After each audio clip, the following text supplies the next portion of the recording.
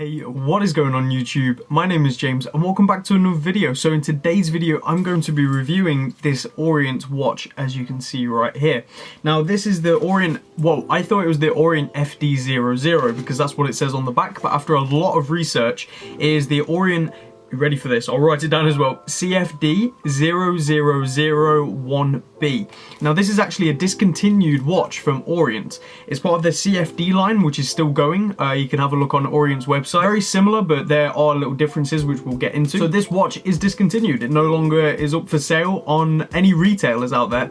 The only place you can find it is secondhand, which is pretty cool. So I bought this watch for £42 off eBay and I did not know it was discontinued, so that's really cool to know that. Now, a quick wristwatch check before we get into it. I'm wearing my 1950s Accurist. It's one of the new watches. I did an unboxing, so go check that out. Yeah, I'm really happy with it so far. A review will be coming for this in the coming months, so keep an eye out for it. But let's switch perspectives, get a closer look at this really nice Orient, and let's get the review on it. Okay, let's get into it, shall we? So, as I said, I thought it was the FD00, but in actual fact, it's the CFD0001B. This is a discontinued Orient, and yeah, let's get the basics out of the way. Let's get the weight and all that sort of stuff, but it's using the caliber 46N40, which is a very common caliber in-house movement by Orient.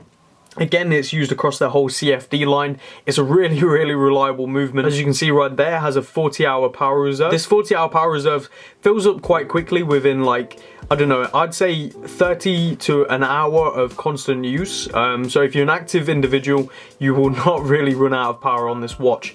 It keeps a incredible time, pretty much perfect in my opinion, though I have not tested it.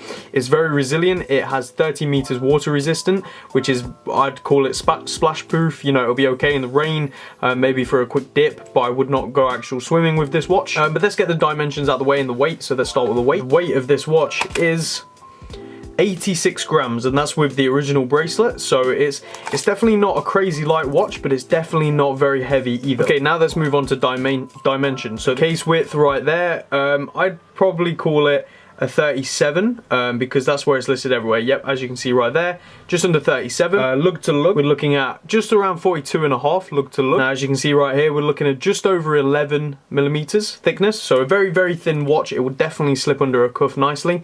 And your lug size is 18. Now I know it says 19, but we'll go a bit further down. There we go, 18. Now that's the dimensions out of the way. Let's get on to the opinions of the watch. So as you can see, or a bit more facts, I guess.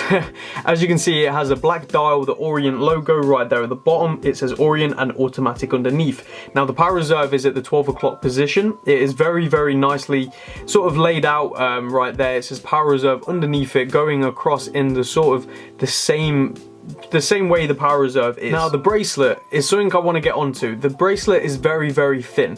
It's definitely not a thick chunky bracelet, and it wears very nicely on the wrist. It's very comfortable, though to the feel I would say it's not that great. It doesn't feel crazy good.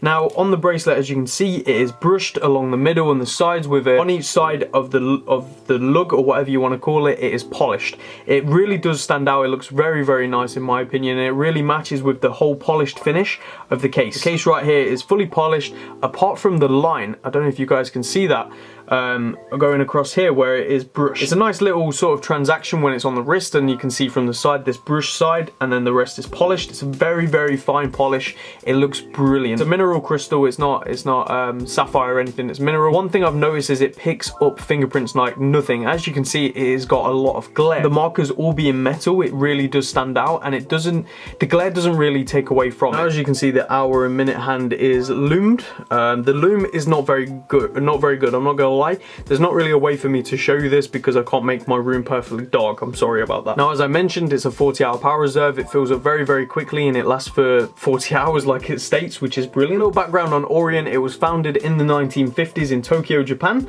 and since 2001 it's been a subsidiary to Seiko, and in 2009 a fully owned subsidiary to Seiko. So they have a lot of connections to Seiko. You know, you've got Orient, Citizen, and Seiko, obviously. Them three are sort of the main Japanese brands that are very noticeable with quality and just overall just brilliant watches. So you really can't go wrong. If it's got Orient on it, I can guarantee it is a pretty damn good watch. They don't seem to really cut corners, and they really do make quality timepieces. Okay, let's move on to the clasp. So the clasp right here, it is signed on the buckle bit here. It says Orient with the logo. Now, it's a fold over clasp, a very basic fold over push down clasp. I have to say, I'm not a fan of this kind of clasp. It's very, it doesn't feel very strong, and I have noticed on occasion that when I knock it, it does pull out. So if you knock it a bit too hard, it does come out. That could be because I've moved it up 3 pins or 2 pins onto the 3rd pin over here, which makes it stick out just a little bit when it's on the wrist, but that's not too crazy. Now, with this being a 37mm, just a bit bigger than a 36. 36, in my opinion, is a perfect size. This watch right now on my wrist is a 32, so as you can tell, I haven't got the most largest wrist in the world, but I haven't got the smallest either. So let me give you a wrist shot of this watch. There you go, you can see it on my right wrist right here. It really does work very well. It fits perfectly.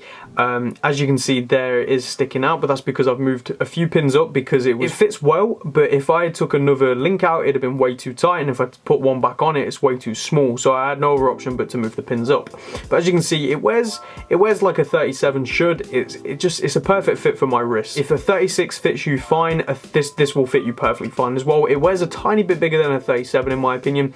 It wears more like a 38, 39mm, but obviously that's nothing too crazy to go on about. But as you can see, it is just a beautiful watch. It wears really well. It will definitely slip under a cuff because it's not very thick, and it just, with this sort of polished and brushed bracelet, it really does blend in well when it comes up to the case, the case being fully polished.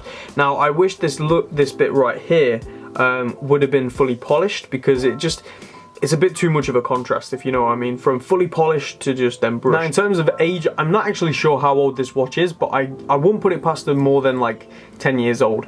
I haven't found a way of telling how old this watch is, and unfortunately I cannot get the back off this watch for the life of me, which makes me think it's even more new because it's never been taken off. But it's a brilliant watch. It's water resistant. It will serve you very well. Like I said, I picked this up for about £42. My best guess would be they're going for around £50. So I don't see how you can go wrong here. They're a brilliant watch. It will serve you very well, and it's just, like I said, a brilliant one. Now, with them having connections to Seiko, obviously you're getting that quality. You know it's going to be quality. It really is quality. It feels quality. It runs so well. I reckon this is a watch that would definitely last you a lifetime.